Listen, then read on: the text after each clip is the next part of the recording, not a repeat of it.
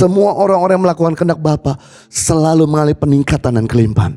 Tapi semua orang-orang yang melakukan kehendak sendiri mengalami penurunan dan kehancuran. Berapa banyak di antara kita ingin mengalami peningkatan? Kerjakan, hargai suara Tuhan.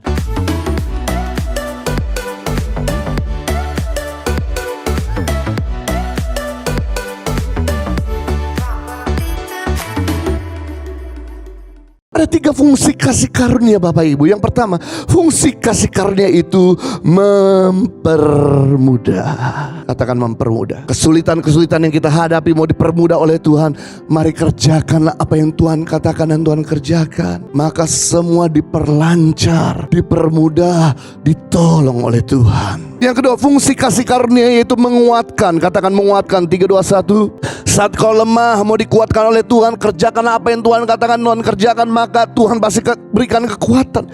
Ketika Yesus lemah di Taman Getsemani, justru apa yang Yesus lakukan ini dia beri teladan sama kita. Bapa, kalau boleh cawan penderita ini pergi, kalau boleh salib ini pergi, tapi sekali lagi, not my will Lord, but your will. Bukan kehendakku yang jadi, biar kehendakmu. Sampai 3 kali Yesus berdoa agar salib itu pergi, agar doa jadi jawab. Namun Bapa tidak jauh juga. Saya beritahu satu-satunya doa Yesus yang tidak dijawab oleh Bapa di surga waktu di Taman Getsemani. Semua permintaan Yesus dipenuhi oleh Bapa di surga kecuali di Taman Getsemani. Why? Karena berbeda dengan kehendak Bapa. Tapi dia memberi teladan. Bukan kehendakku yang jadi, biar kehendakmu. Apa yang terjadi?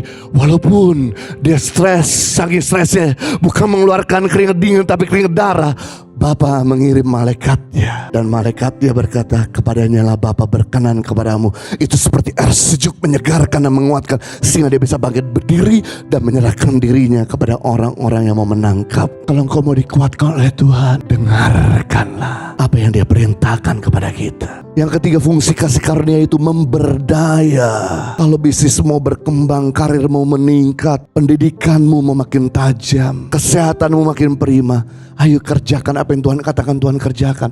Begitu kita mengerjakan yang bukan Tuhan katakan, yang Tuhan kerjakan, maka semuanya bukan makin berdaya, semuanya justru makin mengecil, semuanya makin menyusut. Saya perhatikan semua orang-orang yang melakukan kehendak Bapa selalu mengalami peningkatan dan kelimpahan.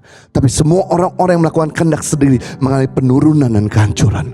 Berapa banyak di antara kita ingin mengalami peningkatan? Kerjakan, hargai suara Tuhan.